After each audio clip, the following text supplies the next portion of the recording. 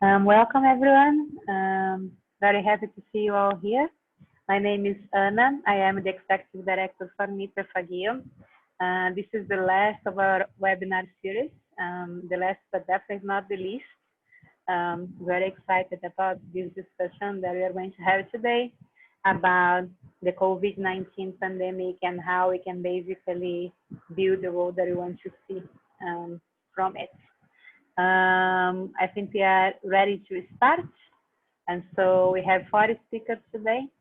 And it is with great pleasure that I'd like to introduce the first one. His name is Stiv Wilson. He's the co-director for Peak Plastic Foundation, creator and executive producer of The Story of Plastic. Stiv Wilson is an award-winning activist, filmmaker, and educator working at the nexus of marine conservation, plastic pollution, petrochemical production, and human rights. After completing 35,000 nautical miles, sailing the world to study marine plastic pollution, Stiv co-authored the first ever global estimate of the abundance of plastics in all of the major 5 oceans in the peer-reviewed journal PLOS ONE. After co-authoring and publishing several other scientific papers on the abundance of microplastics in the marine and freshwater systems, Stiv went on to pass the state-level policy as well as the first plastic-focused national policy, the Plastic Free Waters Act, that was signed into law by President Obama in 2015. A frequent speaker on the issue of plastic pollution, his work has been met with critical acclaim, winning a United Nations Ocean Hero Award. He's a co-founder of the Break Free from Plastic movement that now comprises over 1,800 NGOs across the globe working in solidarity to end plastic pollution at all intervention points across the plastic supply chain. Wilson writes on plastic issues for various publications and has been profiled in dozens of media outlets, including the New York Times. He has recently produced his first feature-length documentary, The Story of Plastic, which has earned several awards on the film festival circuit and is working with federal lawmakers to use the film to support the first comprehensive plastic legislation in federal Congress, the Break Free from Plastic Pollution Act. Wilson serves as an advisor to Senator Udall and Representative Lowenthal to develop the policy with the ultimate goal of passing this historic act, as well as consulting on national level campaign and policy initiatives in Southeast Asia. He resides in San Francisco with his partner and much Lucy. It's also important for us to say that the story of plastic, we have actually put subtitles to it in Swahili, and we are going to have a screening very soon by the end of this month here in Dar es Salaam. So without further delay, I would like to invite Stiv to talk to us. Welcome, Stiv. Hey y'all, it's a pleasure to be here. It's very early here in San Francisco, California. And I've just had 2 baby girls, so I'm tending to them right now. So I apologize if I might have to jump, but they're very young. I'm really honored to be here. You know, I think the world is in a really interesting time, and you know, it feels in a way that a lot of the work we've done for a long time as a movement has to pivot or has to change a little bit, because we're seeing the rise of authoritarianism around the world, and we're seeing a disconnect of people from normal systems and processes that sort of governed our very sense of reality. And I think in the COVID-19 pandemic, which my country is faring one of the worst in the world, it's really laid bare the importance of democracy and the importance of community action and the importance of really creating a system that benefits all. So when we talk about a just recovery, you know, I see that as a reset and a rethink of systems, not just altering or changing the system, but really looking at what stays and what goes, and what we as a movement want to create and the world we want to create together. And I sent over Anna one of the projects Peak Plastic Foundation is working on after the story of plastic was a series of what the just recovery from COVID-19 would look like from the lived experience of people all over the world. And I think she's going to tee that up and show that video series as part of my presentation. But that's sort of where we land at Peak Plastic Foundation is we are here to serve the global movement, to work on the narrative about who's responsible for plastic and really amplify voices who've been oppressed far too long. And we tend to work with groups who don't necessarily have the communications assets or capability as some of the bigger NGOs to hopefully spread their work, their message, and deepen their access to resources. Thank you for having me today.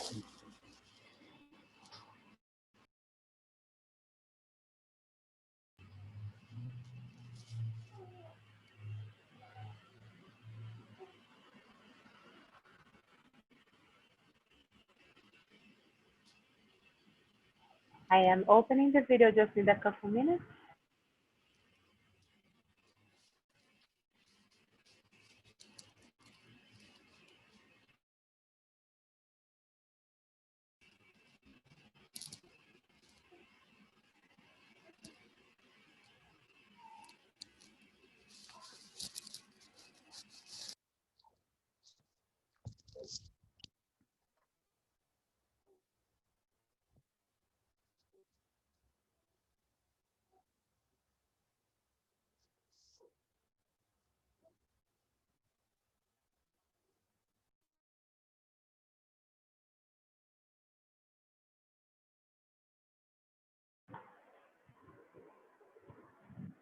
One second, almost there.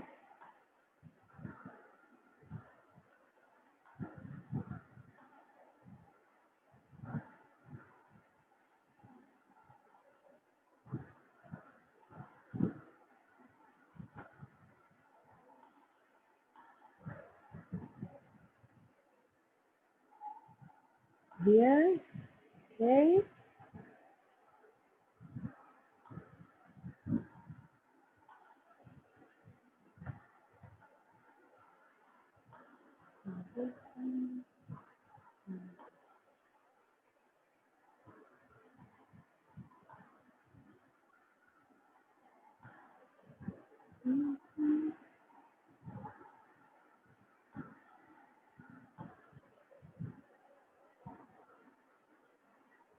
Just 1 second, it's loading.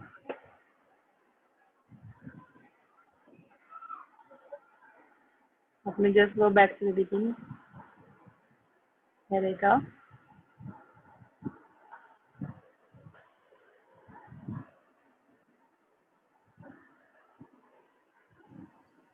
We don't hear the sound, Anna.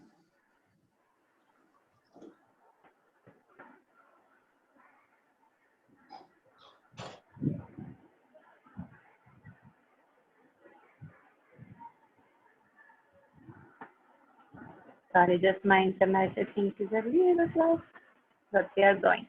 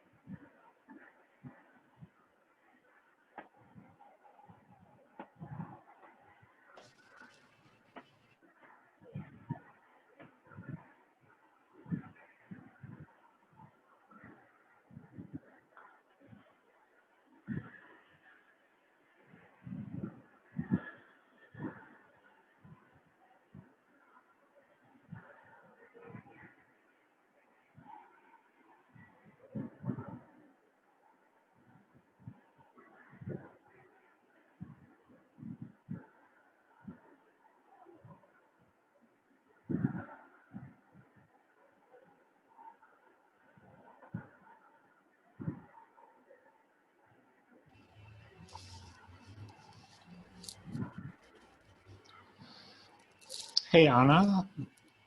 Yes. I think I think we might need to pause the video. There's no sound and it's There's no really it's sound? coming. There's no sound and it's coming through very choppy Oh, really? as well. Okay, so just give me a second. What we can do, I thought the sound was there. Wait, 1 second. Let me figure out the technology. Give me 1 second.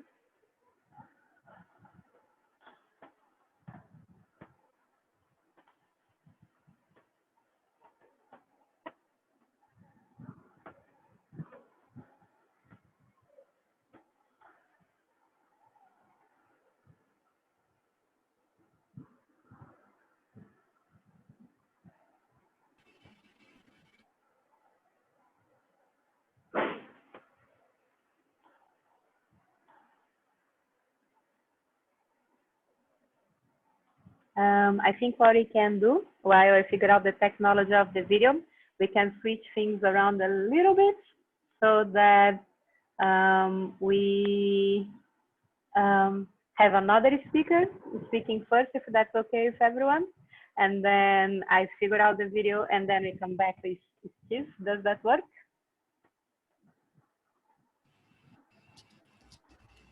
Is that okay? Okay. So I'd like to call our second speaker, Dr. Kira Erwin.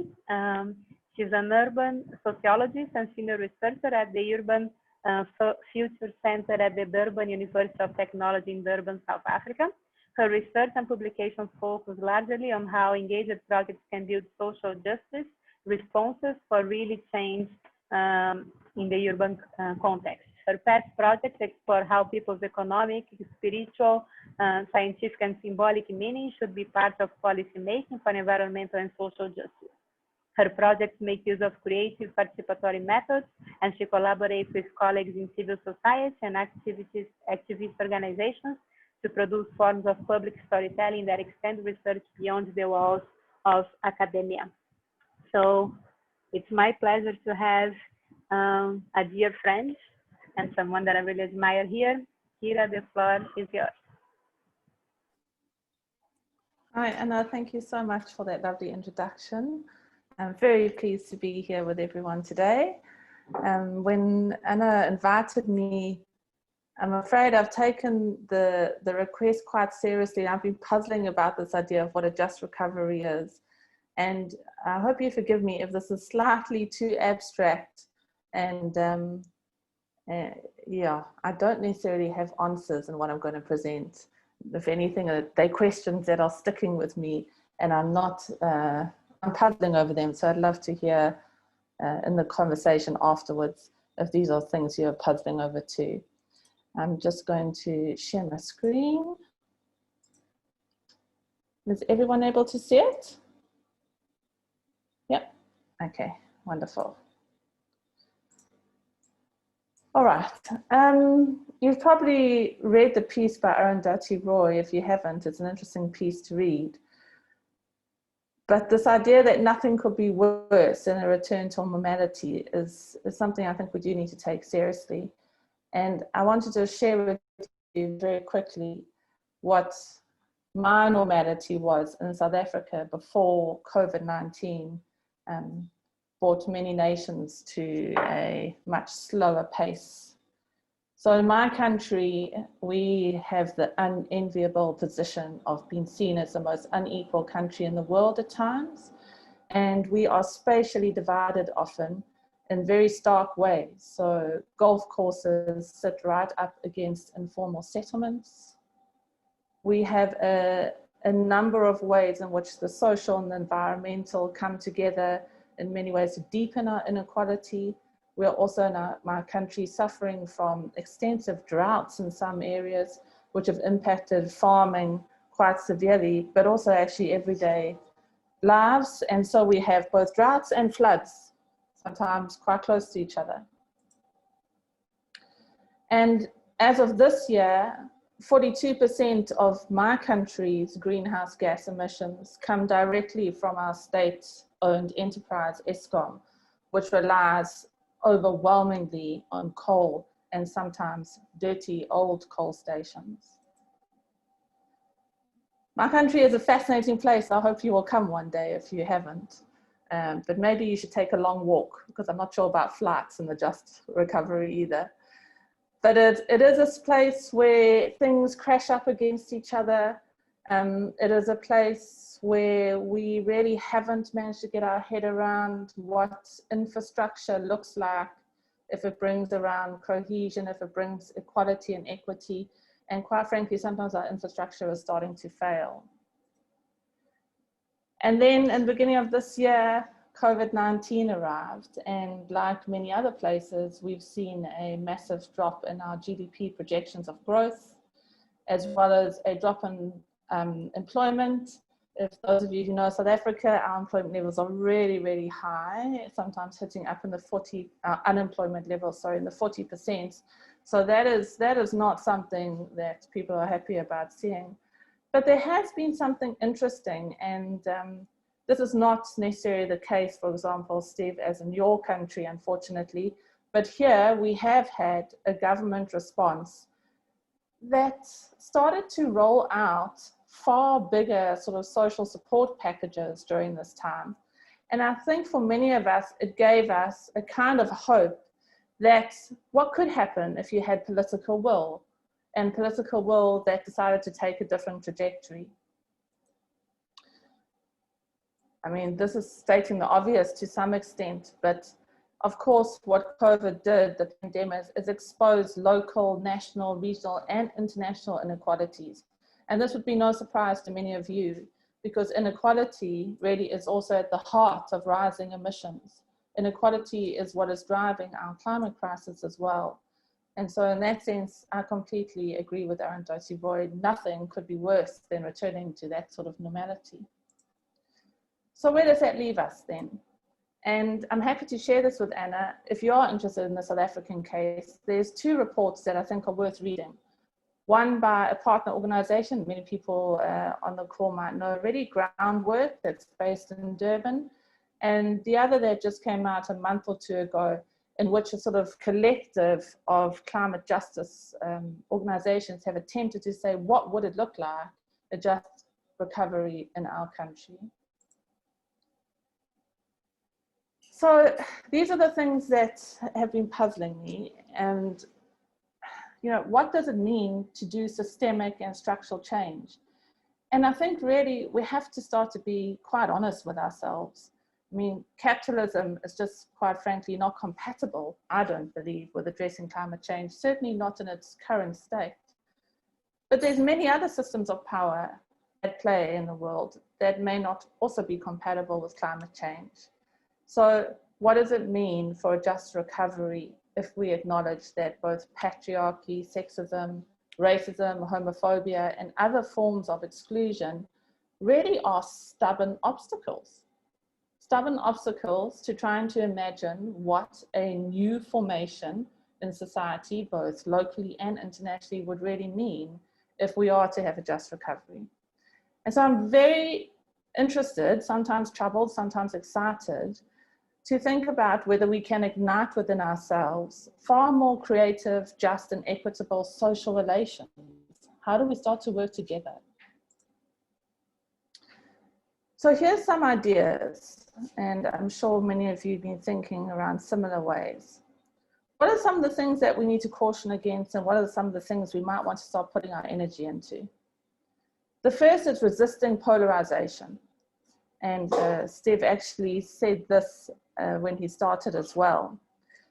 There is a conservative agenda, and it's been pushed in many places around the world. From what it looks like is that the more we are polarized, the more we fuel that agenda, whether we like it or not. Even if we are polarizing by sitting on what we see as the opposite side of the conservative agenda. I'm really starting to think about how do we stay in conversation with each other, important conversations with each other, even if we don't always like the politics. The second is, how do we build movements in solidarity across difference? We've seen this, I'm sure you've seen the same in the cities that you've been in, that really people are our infrastructure during crisis moments. So how do we build movements that sit across different issues, for example, and sometimes even diverse ideas? So we might have to start to ask ourselves, how do we make strange bedfellows? How do we have difficult conversations across groups if we can agree at least on a horizon that we move towards? Even if the horizon, the way we want to get there might be slightly different, those conversations I think are important. And then how do we learn to listen more closely to each other? The project that I'm working on, and you're going to start seeing some of the imagery of it, has been around ocean governance in our country. South Africa has a vast coastline, but at the moment we're busy making decisions about what can and can't happen in our oceans in very sort of elite spaces. Whose voices are sitting at decision-making tables is really a concern. And how do we start to take into view other ideas like spiritual meanings of oceans or symbolic meanings of oceans? So I guess what I'm thinking about is, how do we start to refuse simple solutions? Because simple solutions really start to breed disconnections. They sort of artificially appear that if you can fix this just in a silo, everything will be fine. But what we know about our world, and we do know this, and we've experienced it quite intensely during the pandemic, is just how connected we all are. And I think it's going to be far more productive if we actually stick with that messy connection. So if we are going to move away from growth models that are deeply harmful to ourselves and the planet and to the more than human species that live on it, then we're also going to have to resist the kind of political apathy. And there's a part of me that is sympathetic to this. There can be deep frustrations against our governments at different levels, a feeling that really, if we're not heard, you know, perhaps we should just start our own conversations without them. But if we are going to move away from growth, then we are going to need government in many ways. And so I suppose for me, the call really here is to keep engaging with them at the local level, at the national level, and in the international spaces where we can insist that certain types of conversations remain on the table. So I'm going to end with Arundhati Roy, and you've probably seen this before. I read it too often, but I'm going to read it out again. What if the pandemic was a portal, a gateway between one world and the next? We can choose to walk through it, dragging the carcasses of our prejudice and hatred, our avarice, our data banks and dead ideas, our dead rivers, our smoky skies behind us. Or we can walk through lightly with little luggage, ready to imagine another world and ready to fight for it. And I think I'll end just by saying, for me, it's that type of imagination that we might want to spark. A just recovery requires creativity, imagination, and some very honest and frank conversations. Thank you very much. Thank you, Kira. That was very, very inspirational. And I think you touched on a very good point, which is the fact that we need to be connected and we need to find the alternative ways together, which I hope this discussion can also help us doing. That's why I was so excited about specifically this webinar, because I think we really need to get together to say everything that we don't want and build everything that we do want. So thank you very much for your presentation. And everyone, please feel free to have your questions here on the chat box. If you may see the chat box on the bottom of your screen. Please ask your questions there, make your comments. We'll do our best to respond all of them at the end. In case we don't have enough time to respond everything at the end, then we will respond them after the webinar and send the answers to everyone who participated by email. So thank you again, Kira. Steve, I'm still waiting for your video to finish here, so I'm going to move to our next speaker, Robin. So Robin Oakley, he's the co-director of the UMI Fund. Robin project led the development of the UMI Fund concept and has co-directed the fund since its launch at the end of 2019. He previously worked across Greenpeace globally over a 20-year period with leadership roles in Greenpeace International's Forest Campaign and as a Greenpeace UK program coordinator. He supported projects in Indonesia and Congo and oversaw successful campaigns against new UK coal plants, hydro expansion, and Arctic oil. Robin has worked in human rights, free speech, and peace NGOs in campaigns, media, and fundraising. Robin, it is a pleasure to have you here. The floor is yours. Thanks, Anna. It's a pleasure to be here as well. Before I share my screen, I just wanted to thank you for the privilege of being part of the conversation and for the opportunity to learn. It's a great group, it's a great topic, and I'm really glad to be part of it, so thank you. I'm going to try and share my screen just to give a couple of slides as backdrop, and also in case folks are having trouble with sound, so you don't just have to rely on my voice. But I promise you there aren't too many. See if I can also get the slideshow going. Great. So when I was asked to have a look at the topic of just recovery, I must confess there was a degree of imposter syndrome. The idea that why am I the person that should be speaking to this issue? What do I have to offer to this group? And I assumed that Anna has some grand plan for what she wants to put together in this conversation. But rather like Kira, I thought, well, how can I offer something different? And at the core of it, what I'm here to talk about is a little bit predictable. It's the question of what our fund is about, which I'll mention in just a second. And it's the question of what are the entry points or what are the strategies we can use to deliver on the just recovery. So if I can make my screen allow me to, there we go. So I don't want to talk a lot about the fund, but just because we're probably not known to most of you, I wanted to mention the origin. This is a fund that was set up to address an imbalance that some foundations and funders found between the work they were doing on policy and technical solutions, so working with elites to generate climate solutions that were political and technical, and realizing that that wasn't working because it lacked the political space and support of people. And so the fund is designed to really invest in movements and people power to support more bold action, particularly on climate change, but not limited to that, looking at that through the lens of social justice and intersectional issues. And I mention that just partly because you won't have heard of the fund, but also because it colors what I'm about to say about the just recovery. So this was the question that we were asked. And the way I want to think about this is a few framing thoughts, I think some of which rather predictably are going to echo some of what Kira and Stiv have already said, and then a couple of ideas about where we might look for some of the solutions to address those challenges and those questions. And in particular, I found it really resonant, some of the questions that you asked her, because I think perhaps there's some places we can look where opportunities to address them are more powerful. So the framing thoughts are these. A lot of campaigners are thinking about macroeconomics and the recovery as a financial question, but there's actually a lot of dimensions to recovery. And this question of what exactly do we want to recover? Is it the economy? Is it jobs? Or actually, is it the stability of our natural systems? Is it the dignity of people? Is it that connection between members of society who have become polarized and divided? There's a lot within recovery that is quite intangible or quite social and human, as well as economic or industrial. But the fact of the matter is that right now people are suffering in terms of health.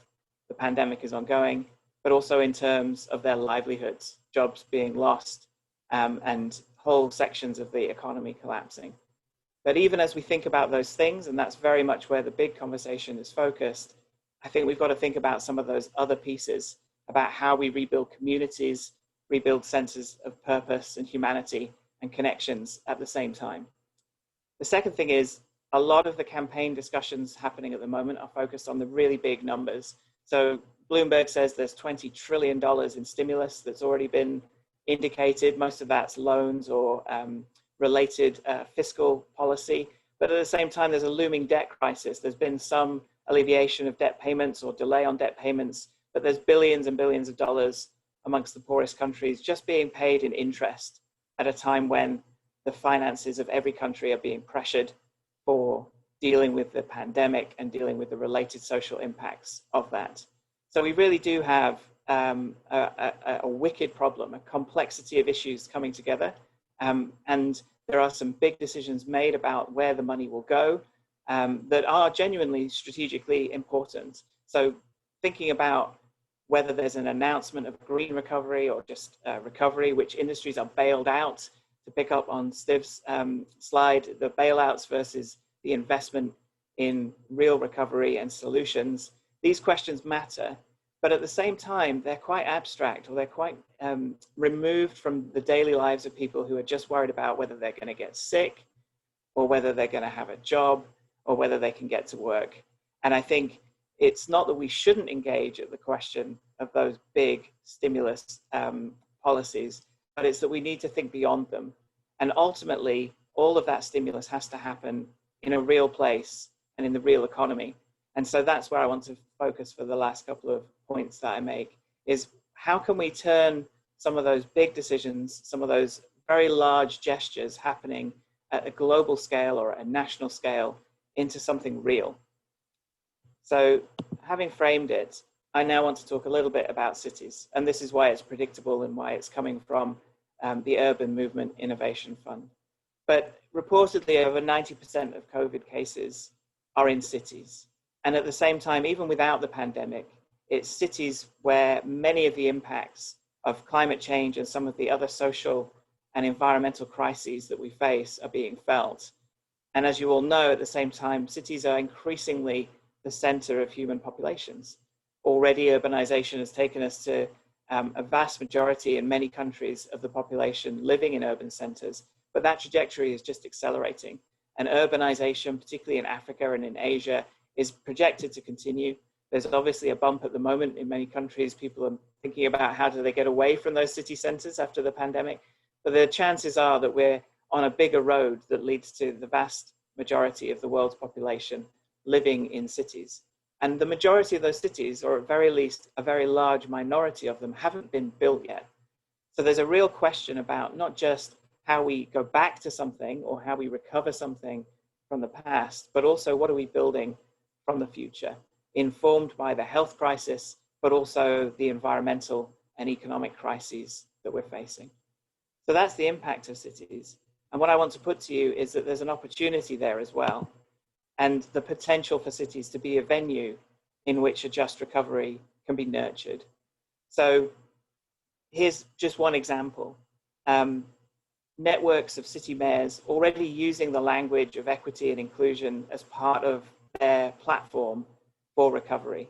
Of course, what they're jostling for is some of that fiscal stimulus and the opportunity to deliver services or deliver benefits to their citizens, their constituents, using the money or even just digging themselves out of the crisis that the pandemic has triggered. And yet at the same time, they are using that language. They are making a commitment that is visible to their constituents and to their peers that they want the recovery to be just, and they want it to be in line with some of the environmental needs that we have around climate change, air quality, water quality, and just basic services. And I would argue that that's an opportunity. Here at the city level is a scale of debate that in some countries is still tens of millions of people, but is a scale of debate that's accessible and is real and affects people's daily lives. And so unlike some of the trillions that are talked about at the G7 or G20 meetings, here we're talking about the kind of decisions that people will see on their doorstep. It will be their daily experience of going to work. It might literally be whether they have a job or not in their city. It's the transport options they have. It's the green spaces they can access. It's whether there's clean water when they turn on the taps. And so that makes it very, very palpable. I think in addition, we have these city governments make these announcements, but in many places, those governments are not trusted by the people, and possibly with good reason. So there's a question of accountability and the need for people and communities to be involved in the conversations about how we manifest solutions or we manifest those policies at their city and community levels. And so including people in that equation not only allows for political space to be braver, to be bolder for the decision makers, it increases pressure for national governments or supranational entities to put the money into those city programs, because cities don't have all of the levers, but it also keeps them honest and accountable. And so there's a really key element of engaging from the bottom up, as well as using these platforms for change. And then the last thing I wanted to say about the potential in cities, before I move on to the last point about people power, is that at the level of a city or a community, I think we have an opportunity to go into that space that Kira's presentation really highlighted and defeat polarization. There's some interesting polling, which is at the moment just European and US, but More in Common looked at what people's attitudes were as a result of their experiences under the pandemic on a range of questions that have been, polled many, many times. So urgency around the climate crisis, concern over the environment. And one of the things they found across the whole political spectrum, despite many of the opinions being more divided and more polarized, but across the political spectrum and in an unpolarized way, people saw the connection between the environmental crisis or climate crisis, the health crisis from the pandemic, and the economic crisis.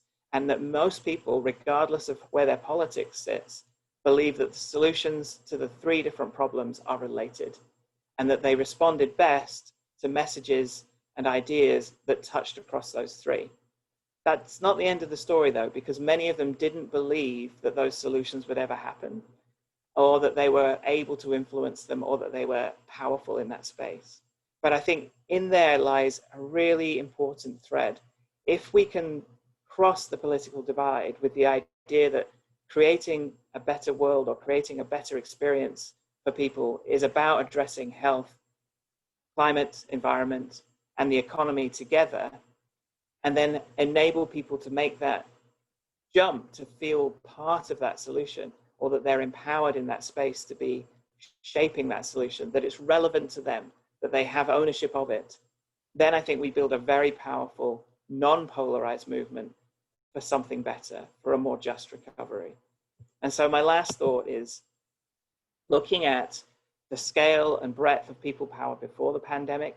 It's obviously taken a hit with many of the lockdowns and restrictions and the shift in political and media attention, but the emerging vibrancy of a climate movement, of a set of people, particularly young people, passionate about not just the environment and the climate, but social justice.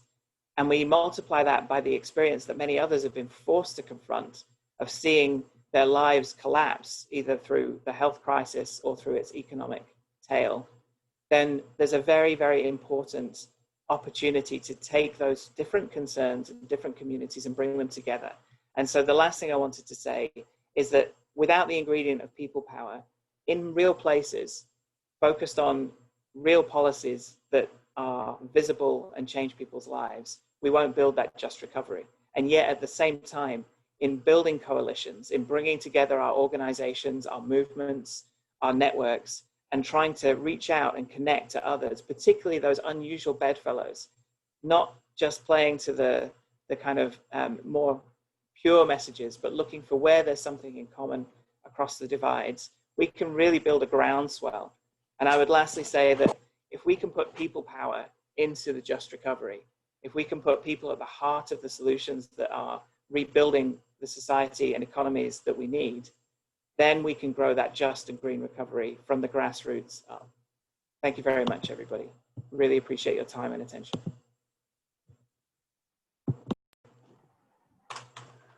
Thank you, Robin.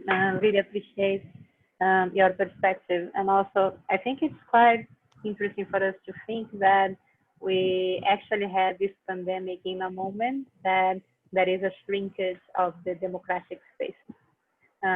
It's a coincidence, I guess an unfortunate coincidence, but it's also something for us to think about and think about how we can basically move on from here and build a different road based on that. So thank you. very much for your presentation. The video is ready. So let's see if it works now. Let me check if the sound, let me know if you don't hear the sound. Let's see. Can you hear the sound? No? Okay, No.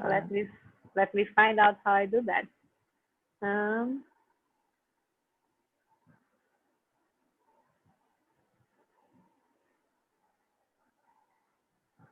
Steve, you said there is a control for the sound. I don't think I have ever had to use that before. Would you be able to tell me where that is? I think there is a setting where you have to tell it to play the video sound through audio. I don't know, Robin, do you know where that setting is? I'm just trying to look for it. Unfortunately, because we're in the Zoom call, I can't access the settings, but it's in settings. But there is one, yes. Kira's right. You have to just click a little square. A little square that says that I need to do the sound through the Zoom. Yeah, play video sound through Zoom. Okay, I am looking for it. I apologize for my tech ignorance here, guys.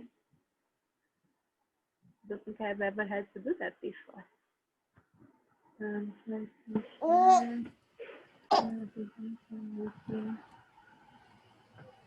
Maybe it's in the share itself.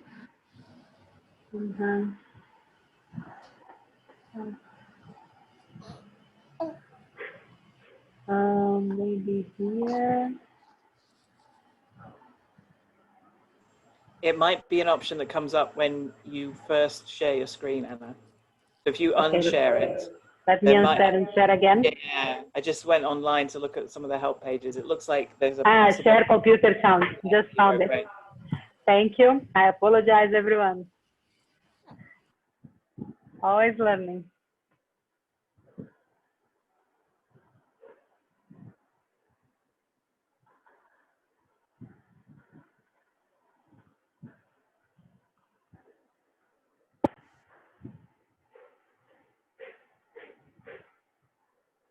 Okay, I guess that's it. Can you hear it now? At this moment in history, the world is waking up to how interconnected and reliant on one another we truly are. While the COVID-19 crisis has laid bare widespread injustices in all facets of society, we have the opportunity and a responsibility to align in solidarity for a better future.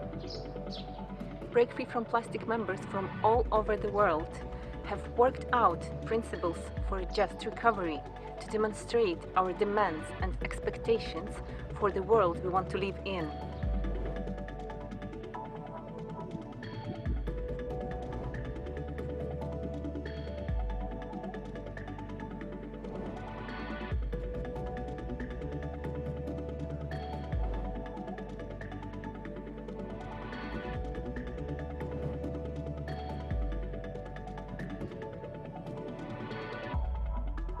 We will lay the groundwork for a just and equitable world. The future is not disposable, and neither are we.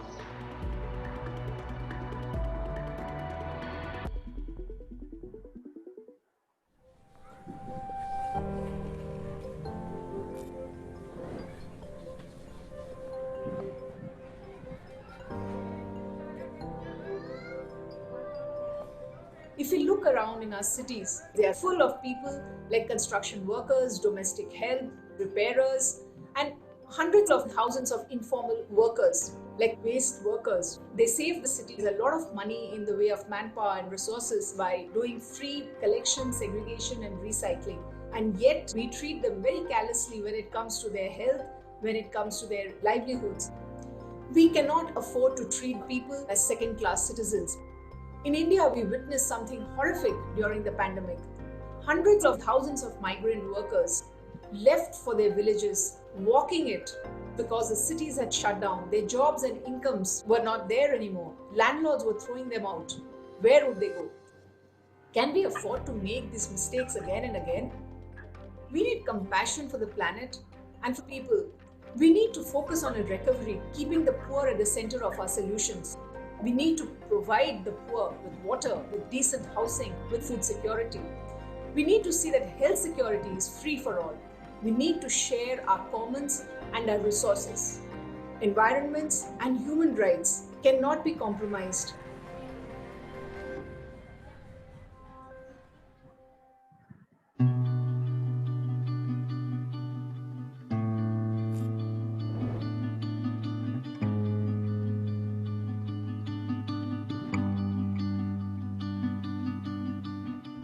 Houston is the second largest petrochemical complex in the world.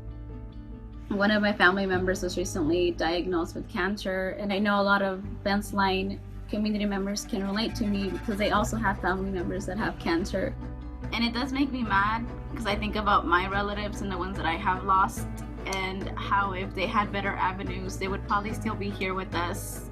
The industry write this narrative of them being a positive contributor to the community, and no one really talks about those negative health effects that they create. Why should we deprioritize and divest from extractive industry? It's because they're cutting our lifespan, and it's not right. We're saving other companies. I think the oil industry is one of the top on the list. It's crazy that massive amounts of dollars are being directly invested into industry and not into community.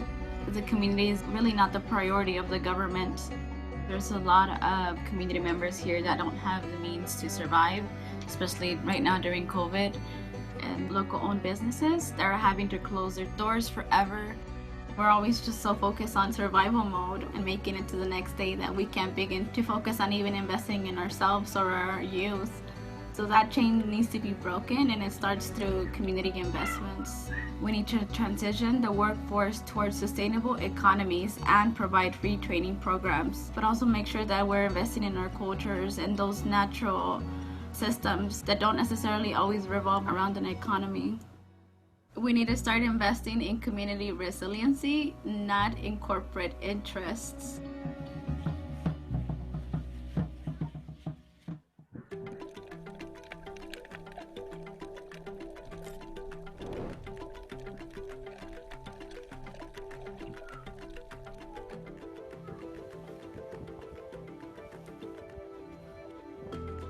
Multinational companies claim that sachets are pro-poor, but they are not. We had a system that worked. For example, if in the past, all I could afford was cooking oil for one frying, all I needed to do was go to the nearest sari-sari or neighborhood store, and they would just pour it into my own container. That's it, no problem. I don't think there is a country in the world that has truly sustainably managed single-use plastics. They cannot be managed. They mostly cannot be recycled, and they cannot be composted. Countries either just incinerate them, landfill them, or send them to poorer countries like Indonesia, Malaysia, and the Philippines. The only way to solve the plastic waste crisis is to stop the production and use of single-use plastic and transition to refill and reuse systems. Corporations need to redesign their delivery systems to become more sustainable. Without single-use plastic in our waste streams, cities and communities will no longer have to deal with these problematic products, and waste will no longer be staying in the environment for many years. Our billions of taxes, which are used for the collection and transport of this waste, will finally be used for much needed social services. We need systems that work for the people, not against them.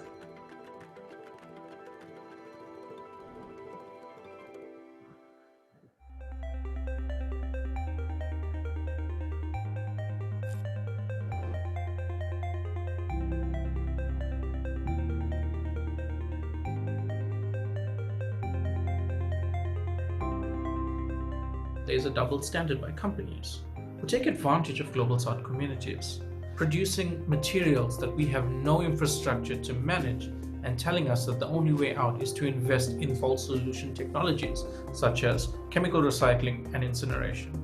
But that only takes us further away from traditional knowledge and principles of reuse undercuts waste pickers who are extremely valuable to the waste management system and traps us into this loop of overconsumption. This is unacceptable. Companies need to rethink and redesign their flawed single-use plastic packaging model, but this will never be a voluntary step. Therefore, we need our governments to step up and start to enforce existing laws the way Kenya and Rwanda have done. And we need to add new policies to completely phase out single-use plastic. We also need governments to recognize the role that waste pickers are playing in the system and start investing in infrastructure that's complementary to waste pickers, such as material recovery facilities and mandatory separation at source policies. We need ambitious policy informed by credible third-party science.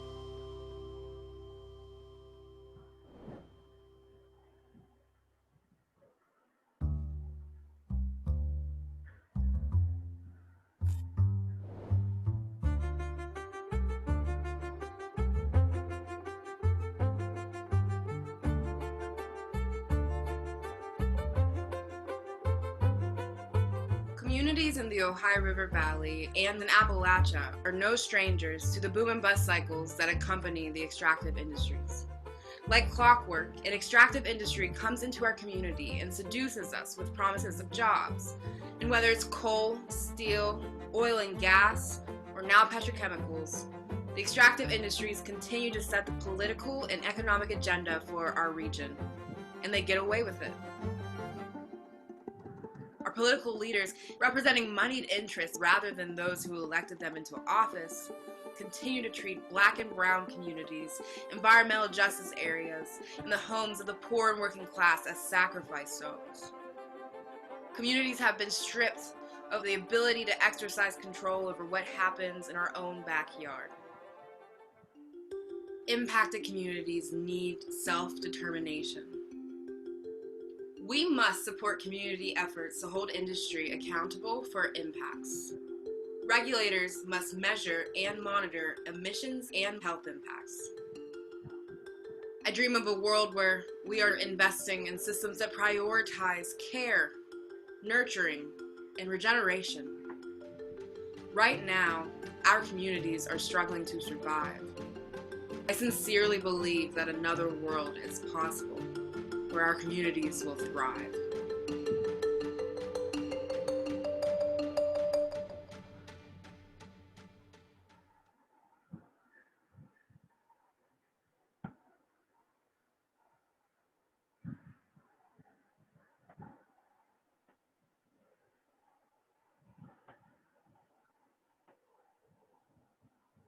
So this is very, very inspiring.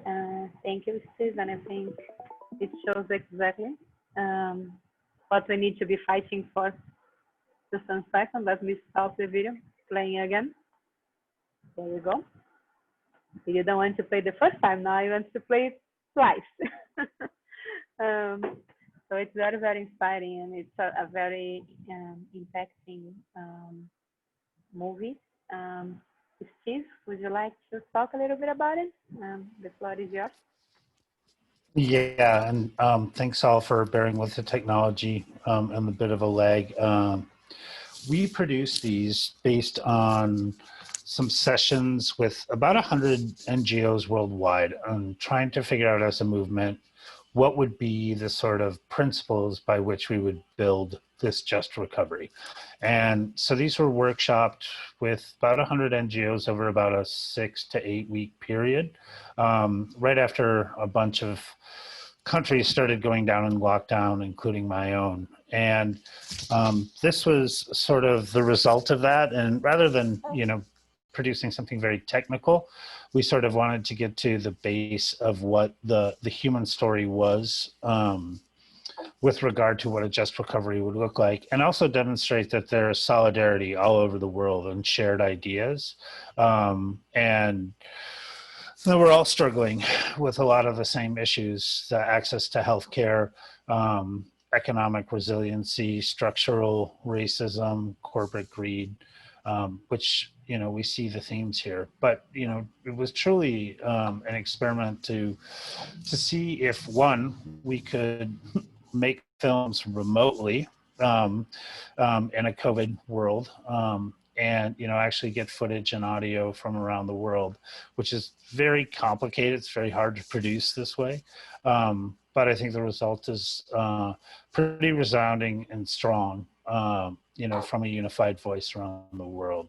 And so these were sort of the principles that as a movement we pushed, we look to push forward as we negotiate with corporates and governments in the future.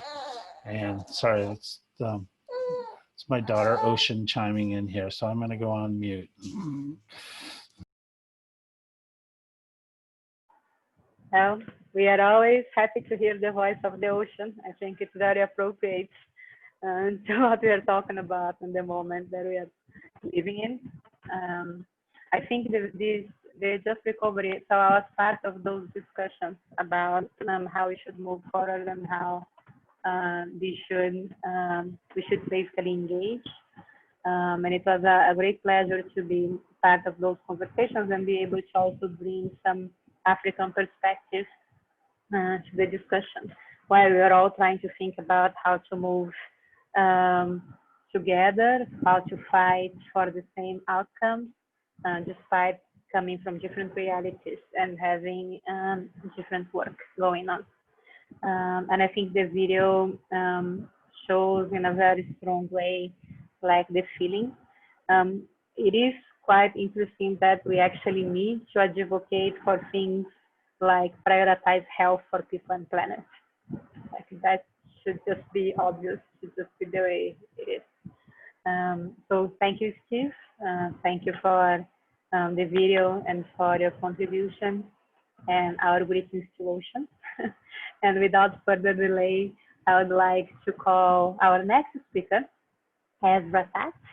As Zero Waste Europe's Associate Director, Esra Tats leads on the strategic development of Zero Waste Europe network and organization.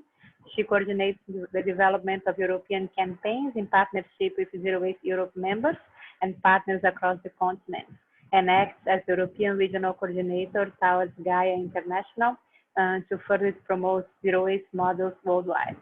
Previously, Esra was Zero Waste ZWE's Network and Development Coordinator, in charge of the Zero Waste Cities program dedicated to help cities and communities design and implement zero waste plans at the local level. Before joining in April 2017 with a background in economics and project management, Esra co-directed a social enterprise developing energy efficiency co-housing programs in France. She worked as a sustainability program manager and a facilitator, mostly with international networks. Esra has extensive experience in organization and network development in the field of resources, climate, and environment. Esra holds a master's degree in business administration and management. So without any further delay, Karibu, welcome, Esra. Hello, everyone. Thanks for having me, and I'm very happy to be the last person to speak, because when I saw the list, I was actually hoping, expecting Kira to give more of a high-level perspective and raise questions that we need to answer, Robin to cover the urban movement, city level, and I knew the work of Steve on the principles and the inspiring videos. So from my perspective, I will probably bring you back to some very practical campaigns and actions, also trying to understand when we thrive for this just recovery, what can we do and what is happening.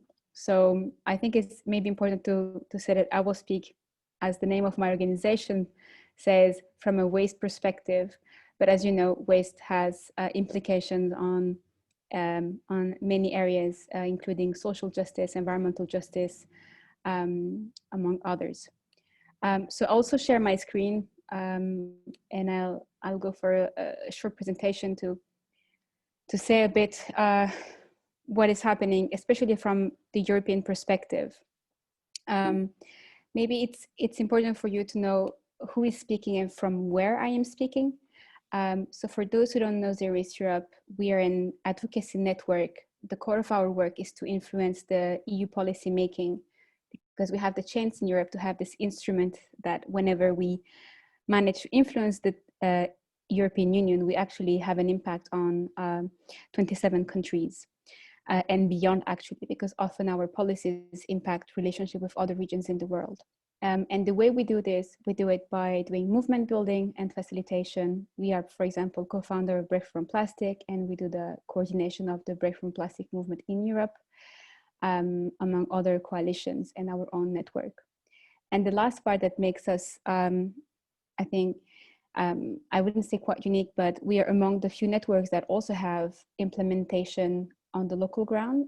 So we have, as we say, our boots on the ground with our members who are on a daily basis implementing zero waste models and who have seen what was happening with the COVID and the direct implication of those. So in a way, we are the ears in Brussels and they are the boots on the ground, and together we work to make this change happen. And for those of you who know Gaia, we're the European chapter for Gaia. So we come from the anti-incineration world, which also means that we are really close to all the environmental justice movements and approaches.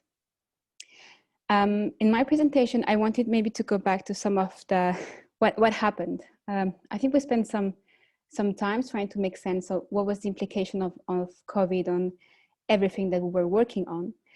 In one of the last video, there was an event from Groundwork who was saying that we need more ambitious policies and we need more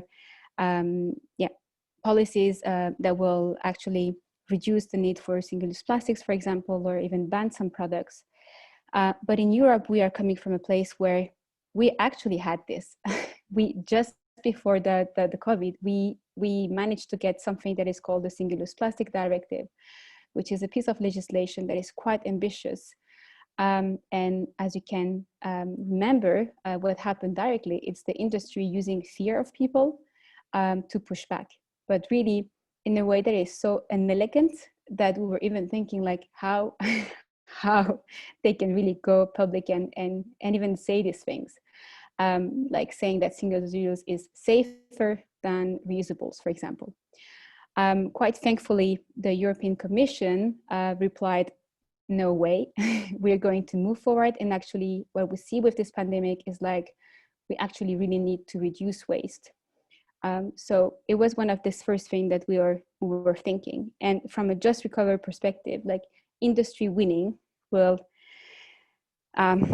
eliminate any chance to fight against some of the issues that we've been working against, like new facilities to burn plastics, for example. So that's kind of the first reaction, the first risk that we see then. On the opposite, we had this sudden, and as you know yourself, like pushing for reusable, for example, personal protective equipment.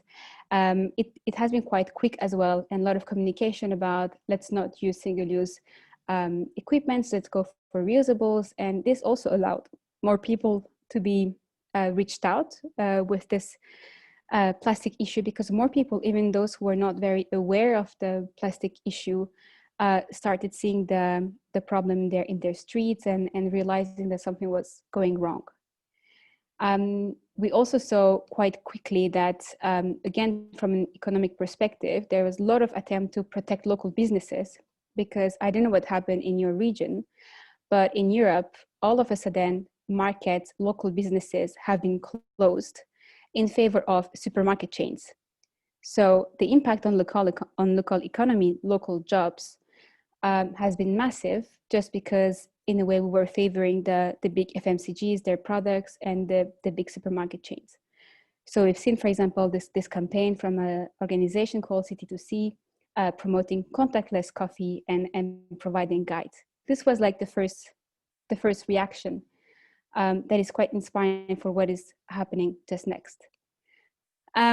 So while preparing this conversation, I was also thinking that, of course, I will focus on the just recovery. And I know it's a bit weird to put things this way, but especially because COVID-19 has had a massive impact, and I don't want to sound like we are just seeing opportunities, but in all this mess, we are seeing a few chances, especially around the recovery, to be more ambitious or defend some of the models that people were not open to hear before.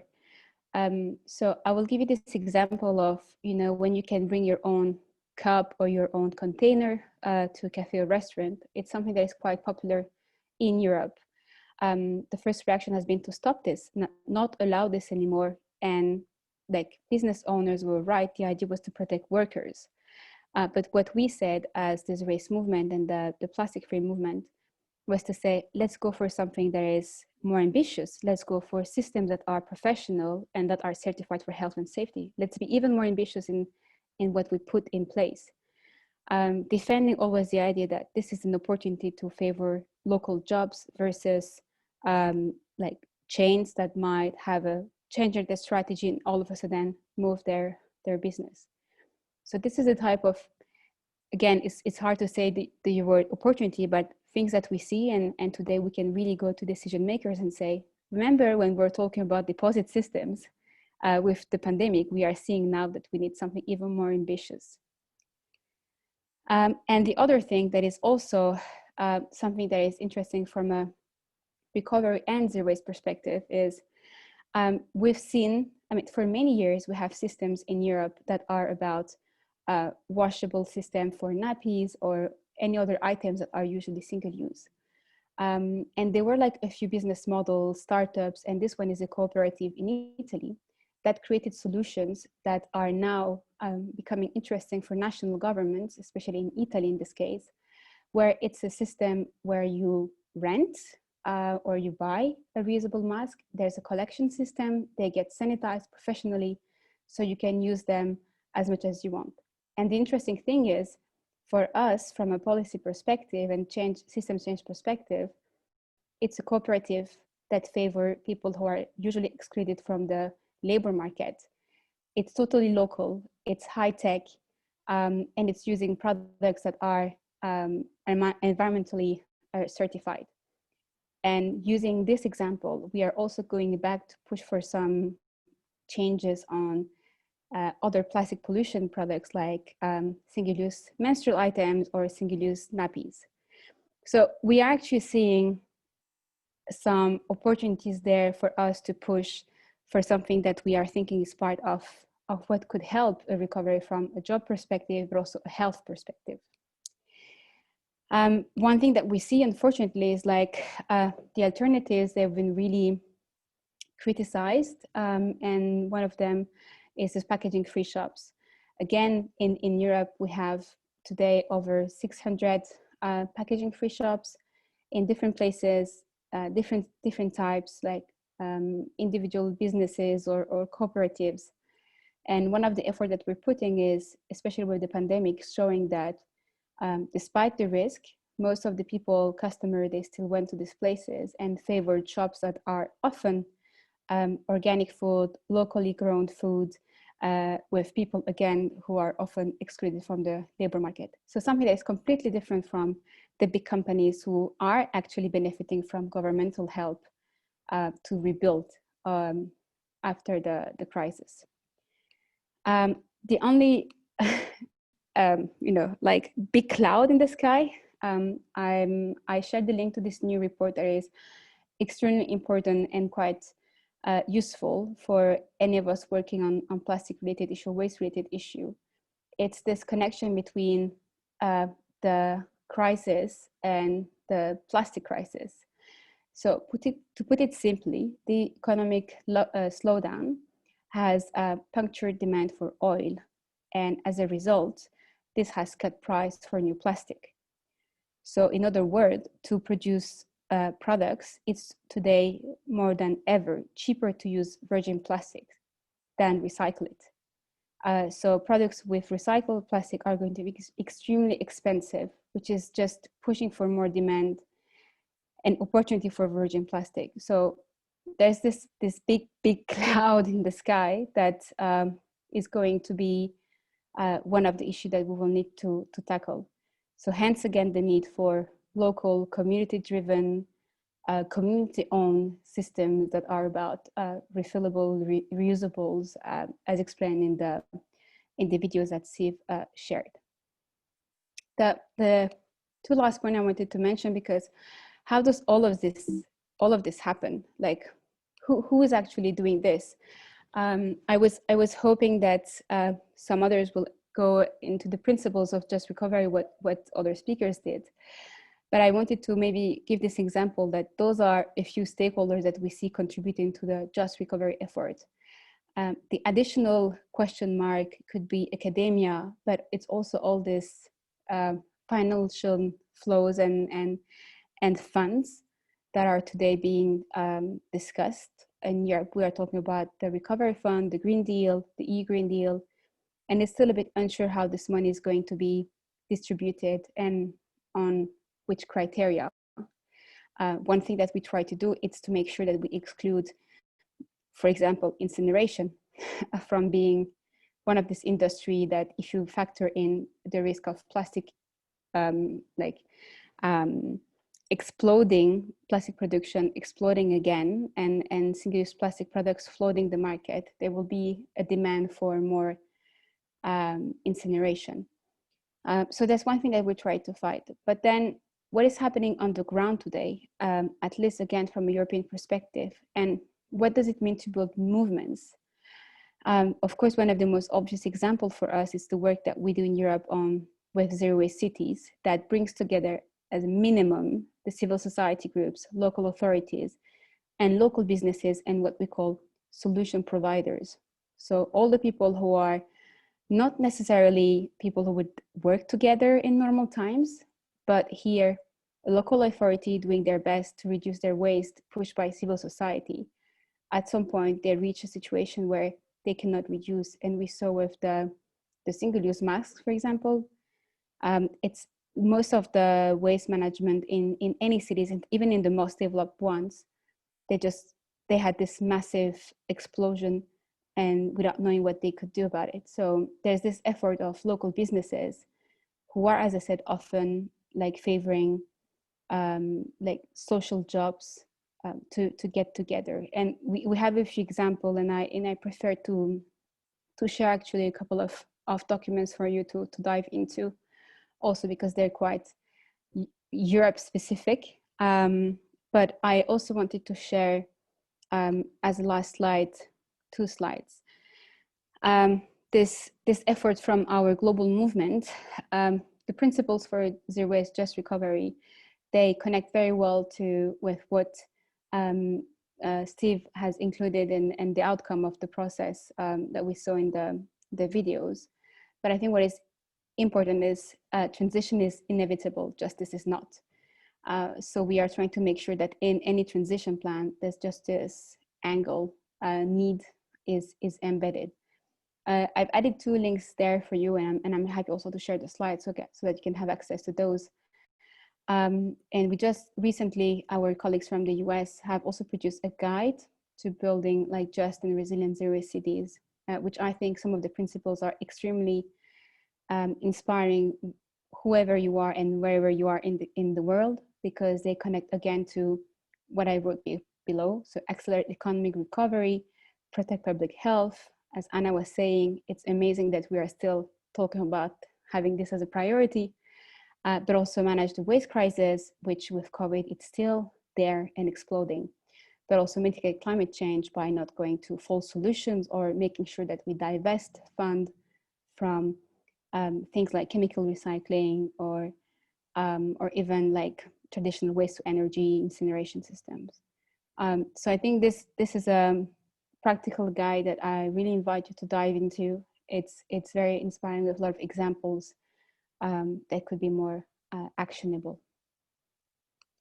So yeah, I will wrap up on this. In a way, what is our perspective from Europe is honestly, as a network, focusing a lot on environmental issues with not much into what does this mean in terms of race, gender, or like environmental justice. It is true that be it the pandemic or even the Black Lives Matter movement, we went back as environmentalists and questioned the way we do things. So I think we are today in a more collaborative even way with other movements that are fighting for social justice, but also gender-based issues related to waste. So that would be probably one of the only big positive things that I see in all this crisis. And this also makes our effort more relevant when it comes to fighting for having these elements being taken into account in the way things are decided at the European level and implemented in countries. Thank you very much. Thank you, Ezra, and thank you. I think it kind of hurts a little bit to hear the sentence, transition is inevitable, justice isn't. Like, it should be, they should come together, and it's unfortunate that they don't. I think one of the things that, so as soon as the COVID-19 crisis started, we started having conversations and hosting a couple of discussions with environmental organizations here in Tanzania to try to see how environmental organizations could engage. Because I think one of the things that has always been clear, honestly, but it's even more clear now, is that you can't think about the environment without thinking about people. And those are the two things that were being hit the hardest with the pandemic, the people and the environment. And so I do believe that environmental organizations have a very strong role to play in terms of bringing this agenda that we just talked about forward. So I really appreciate all of you, all your perspectives and everything that you have shared here, because I think my hope, to be honest, is that after this webinar, we'll have more conversations about how we can do that. And I would like to share just one, talking about specifically the Tanzanian reality. I just wanted to share one piece of our waste and brand audits. We just conducted 25 cleanups in 25 locations in Tanzania, which is about 14 regions in the country. And one of the things that we can see in our cleanup that is consistent over the years is these are the producers. So these are the producers of the waste found all over the country. And you can see that about nearly 40% of the waste are produced by two companies, which are Baresa and MCL, which are the two biggest companies, big consumer products companies in Tanzania. And together they produce about 40% of the waste that we find everywhere, you know. Right now we literally find it everywhere. And I think one of the things with that is that we have been having an African model that is, we have had zero waste shops in African countries, and we still have them since ever. They have always been there. And so all this waste that is produced has nothing to do with the people. It has only to do with profit, you know. Because if you are in a Tanzanian village, you still buy your products plastic free, if you are lucky enough for the industrialized products not to have got that. So I think that that's something for all of us to think about, and specifically for the Tanzanians that are in this conversation, for us to think about. I would like to remind everyone that we have a campaign called Plastic Yako Mazingira Yetu, which means your plastic, our environment in Swahili. And we currently have over 80 logos of Tanzanian organizations supporting the campaign, advocating for a single use plastic free Tanzania. And we are hoping to get at least 200 of them. So that is my, I think, a little bit of a perspective that I would like to bring in. I see if anyone has any questions, I welcome you again to place the questions here in the chat box. That is a very interesting question about how we can basically get the youth there, being the voices, working for it. It has already been responded by Robin, and Kira. But I would like to ask our speakers if they have anything to add to that. How can we make basically the youth engage even more in the just recovery, fighting for the principles, advocating for it, being out there and being part of the solution, and also how basically can we amplify the voice of the youth that are thinking about all of that. So I don't know if our speakers have any perspectives on this one, in addition to what has been written on the chat.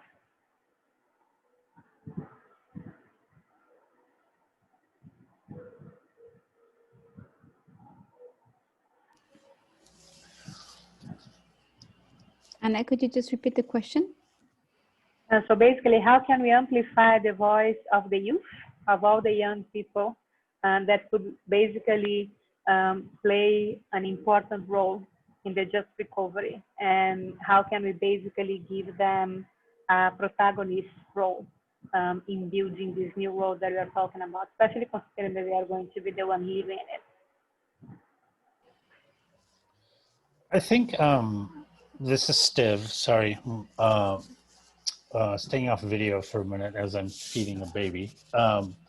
Speaking of engaging youth, I think, you know, what I feel really heartened when working with youth is they fundamentally see the world in a different way. They are aware of climate change, and you know, even some of the issues with sort of patriarchy and racism, it's homophobia, these kind of things, they're different.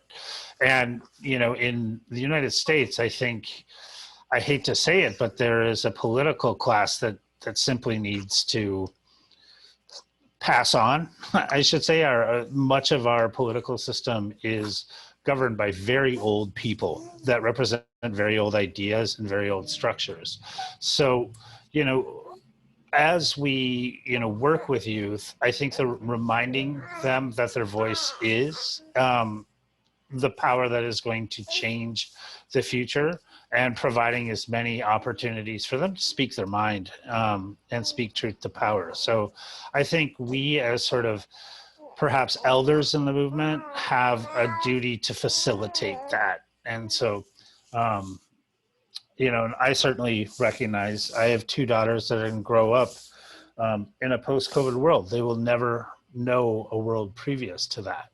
And so it's sort of like the demarcation of their birth and the COVID-19 pandemic instantly puts us on two different sides of history: what is to come and what was. And there will be major cultural shifts that I think that are permanent. And like Esra said, you know, it's transition is inevitable, justice is not. But I know justice is not possible without the intersection and the inclusivity of the voices of the youth.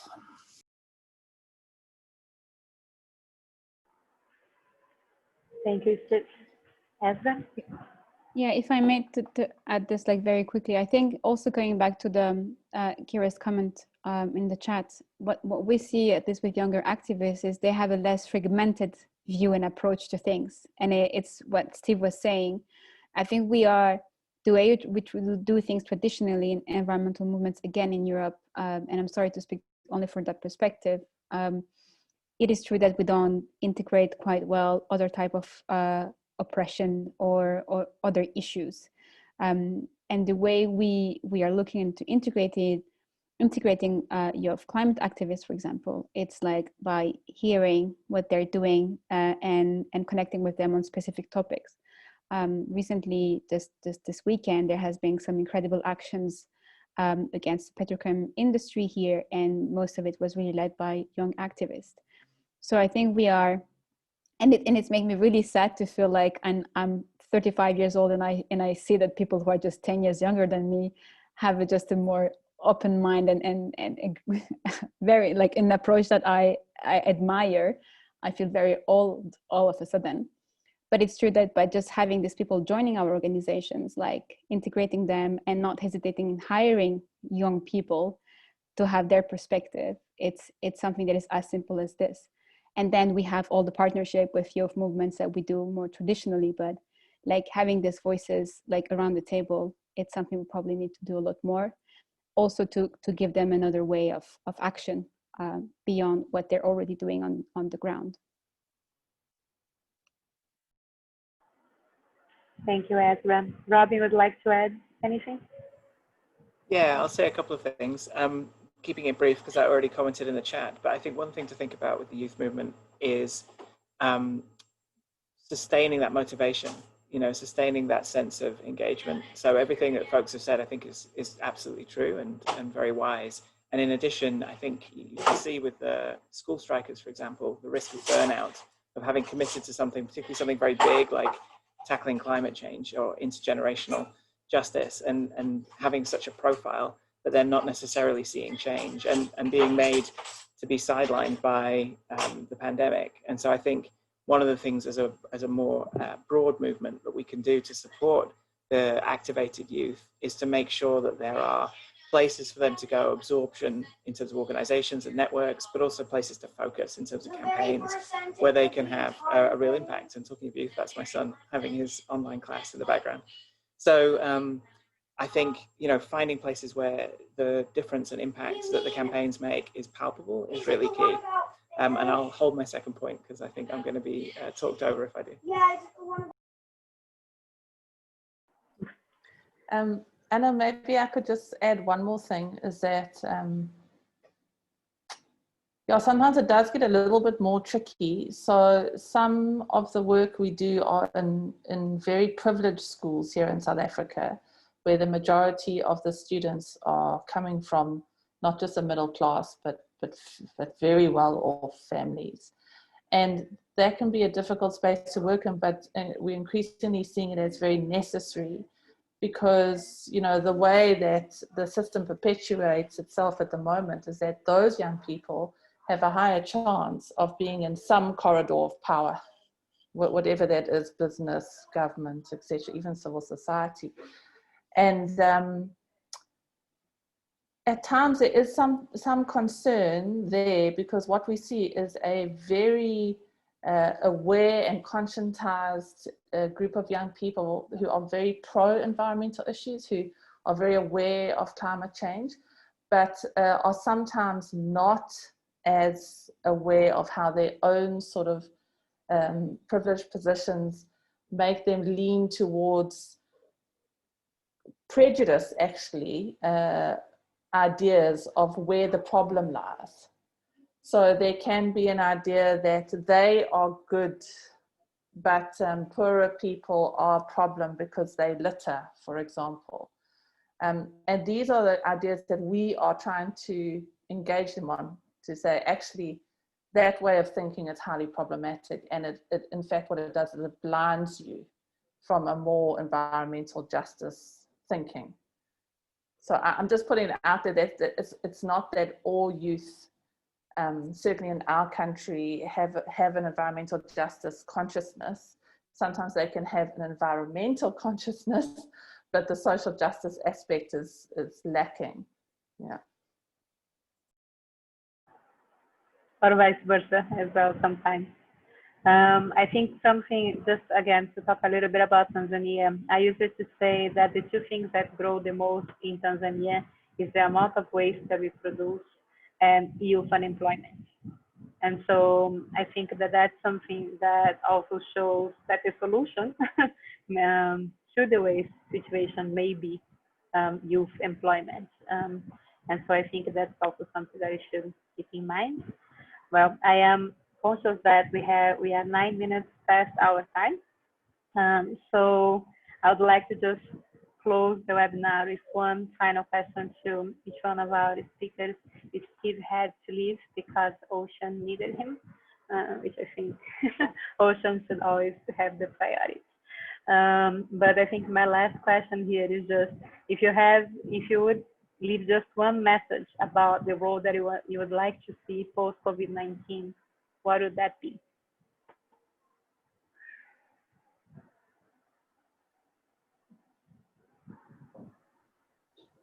The post-COVID world that we would like to see? Yes. I'll try You something. had to choose one thing. Yeah, I'll try something very simple. A less fragmented world. Yeah, like from the polarization of views, ideas, and groups and divisions. Like that would be a kind of dream, phantasma, hope. Okay, I'm going to follow Esra and I'm going to go into a dreaming state. I would like in this world to have more harmonizers and to have more healers and to have more humans who want to hug other species rather than harm them. Definitely echo the hugs. I think that's good. Building on those two, because I agree with them, I think seeing the solutions come from the bottom up. So seeing solutions that are led by the people who are going to live them. So that's my addition. So with that, I would like to thank our speakers. It was very, very inspirational, and I really hope that this is just the beginning of a longer conversation that we'll keep having about the world that we'd like to build post-COVID-19. Thank you everyone for joining our webinar. This is the last one of this webinar series. Thank you for being here, for participating, for engaging. You will all receive the recording of this webinar by email with also the notes, and we are also going to share the presentations that are available to us by email with everyone for all the webinar series. I would like to remind everyone that we have the Plastic Yako Mazingiraieto campaign running, and if you'd like to add the logo of our organization or to sign the letter, you can find the links in the Nipefagio social media. You can find that on Instagram, Facebook, Twitter, so please go for it. We are hoping to have at least 1,000 people signing that letter and 200 logos. So please join hands so we can try to build something different here. Thank you, everyone. It was an honor to have you all, and I hope to see you soon in a different environment. Bye. Thank you so much, Anna. Thanks, Thank Anna. you, everyone. Thank you, everybody. Take care. Thank you, everyone. Bye-bye. Thanks for joining. Bye. Bye. Thank you.